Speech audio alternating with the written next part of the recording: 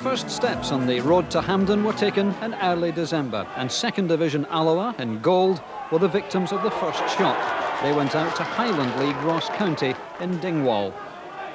Substitute Wilson set the seal on the Highlanders' 3-1 victory with this goal late on.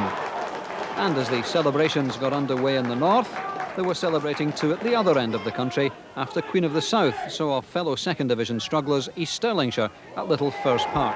Willie Waters was the hero.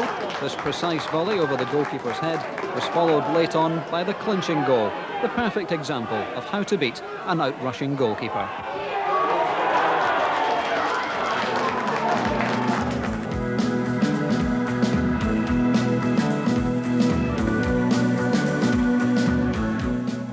Round 2 and an all-Highland League clash between Fraserburgh and Cove Rangers playing in blue.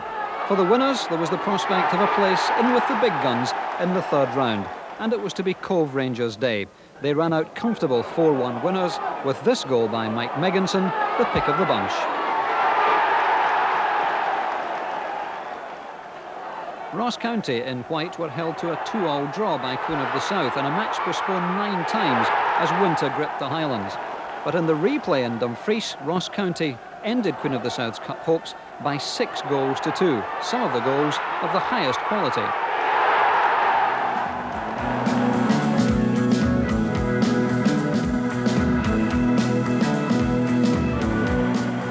Round 3 and Motherwell take on the cup holders Aberdeen at Pittodrie and create the day's big upset. A well-timed substitution provides the match-winning goal. Commanding this dead ball situation. Cross it goes to Cook. And his first shot of the match has put Motherwell ahead. It's Steve Cook's first touch in the game. Meanwhile, Dundee United needed a 93rd minute equaliser to avoid defeat at the hands of Second Division East Fife. In the replay, the Fifers in yellow again shocked their more illustrious opponents by taking an early lead. And what a goal it was too. United fans must have felt that their infamous cup jinx was about to strike again, until finally John Clark was in the right place to get a vital equaliser for the men in Tangerine. And then 19-year-old Duncan Ferguson took advantage of tiring Second Division legs to finish off in clinical fashion and end the East Fife challenge. Celtic had struggled at Forfar the previous year, but got off to an excellent start at Station Park this time around with a Tommy Coyne goal early on. Last year's beaten finalists then safely wrapped up their place in round 4 with a fine second goal from Polish international fullback Dariusz Dovcik. Celtic safely through, as were Old Firm rivals Rangers, who beat Dunfermline 2-0. Non-league interest ended at the third round stage, with both Ross County and Cove Rangers going out. County went down embarrassingly 6-1 at home to Meadowbank.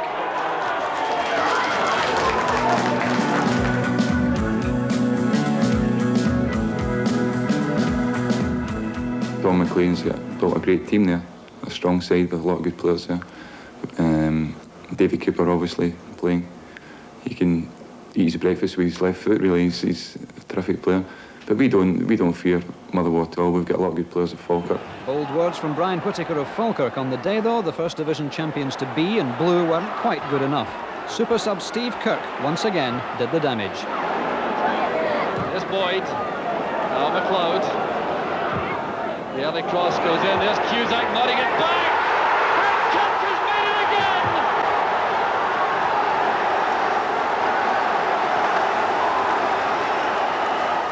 Cusack waits in the middle and lots of space.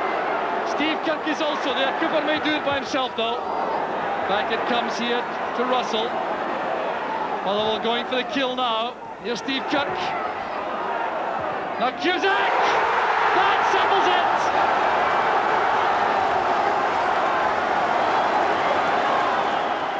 United, after their problems at East Fife, eased past Airdrie a little more convincingly. Hamish French scored both goals in a 2-0 win as the First Division side slipped to defeat.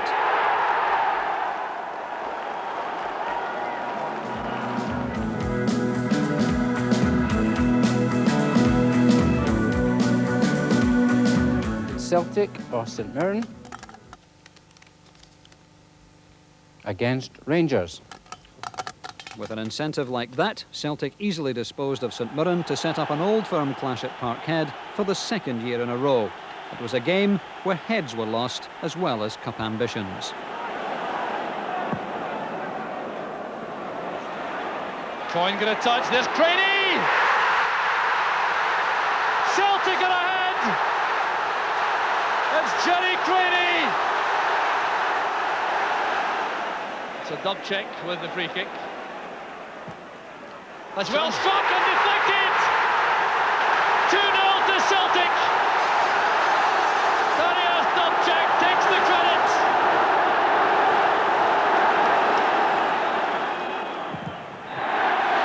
Charged down by Grant, and Grant is now in very serious trouble. He's being ordered off. Peter Grant is ordered off for charging the free kick too early.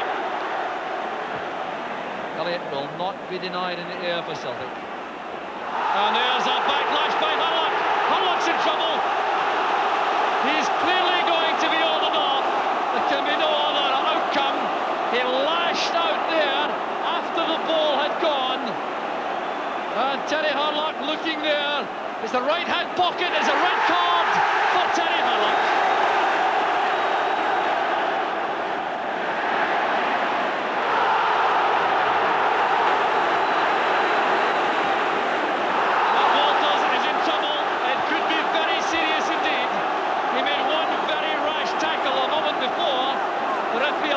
Celtic the advantage rule, but after the ball had gone, Walters clashed again with Tommy Coyne, and he too has been ordered off.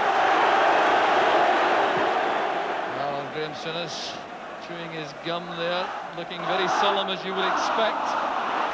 And there's more trouble over on the far side, and the linesman George Kerr is now explaining to referee Waddle what happened. Now, Mark Haitley has already been booked. Richard Gough is across, so is Paul Elliott. Rogan is going to be booked for his part, and it's a red for Haitley. Billy, that was an amazing game. Well, we felt before it, Rob, if we were allowed to play football, then we would win.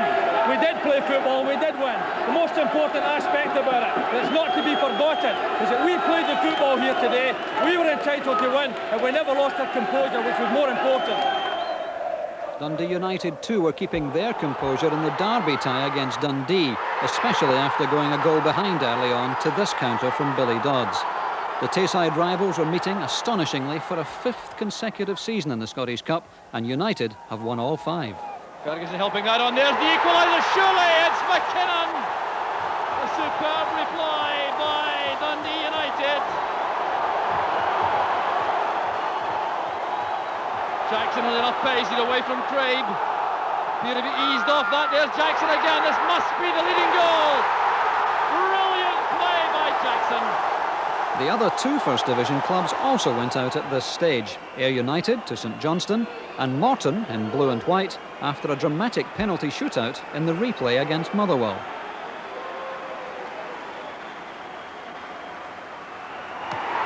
Mark Pickering's penalty miss handed Motherwell the vital advantage, one which they retained. Eventually it fell to Northern Ireland international Colin O'Neill to take Motherwell through. All down to this kick. Totally convincing. Motherwell are through. Celebrations from O'Neill.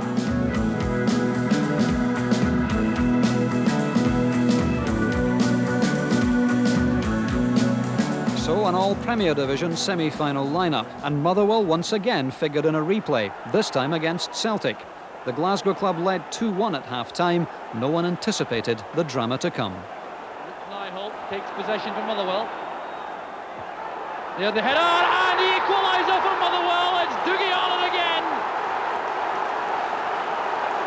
And this time, Bonner had no answer. The Motherwell fans celebrate.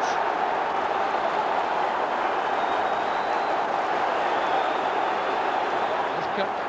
Now O'Neill. A run made by Cusack. Has a fine effort. Colin O'Neill has scored for Motherwell. A goal of supreme quality. And Motherwell, for the first time in the tie, are in the lead.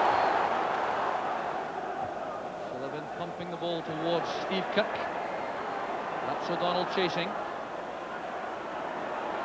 And winning the ball from Dubček. Back it goes to Kirk. That's a delightful ball to the far post! It was in, the referee has given the goal! The jubilation on the track. The Motherwell management team are out celebrating, but not any more than the players. Steve Kirk, the super sub, has done it again. Over at East End Park, Dunfermline, Dundee United booked their Hampden place with a 2-1 win over St Johnstone in the other semi-final. Saints have had a remarkable season on their return to the Premier Division and came very close to crowning it with a first Hampden appearance. But John Clark's first half goal settled United's nerves. And even though Harry Curran equalised for St Johnstone, Duncan Ferguson, this talented 19-year-old, was once again in the right place to take advantage of some defensive slackness to take United through to Hampden.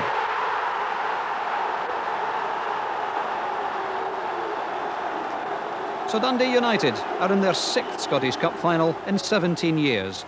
On each of the previous occasions, they've left Hampden as runners-up. Is there really a jinx on the Tannadice side? Well, don't mention it to manager Jim McLean. He firmly believes that this is the best chance they've ever had to finally get their hands on the trophy. We will never have a better opportunity to win the Cup than playing Motherwell, because make no mistake yet, it's there for whoever turns it on the day, and it's up to us to be victorious by our players turning it on Saturday. Motherwell's Cup final record is marginally better